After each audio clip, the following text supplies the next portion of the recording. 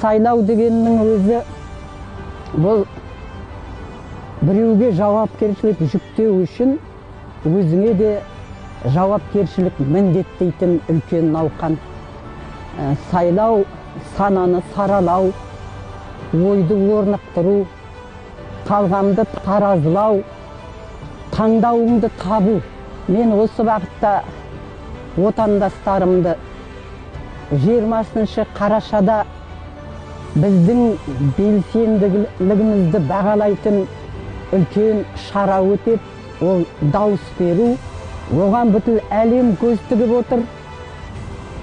Сондықтан да отандастар сайлауға келіп, өз таңдауларыңызды жасауға шақырамын. Мен елімнің ертеңіне сенем.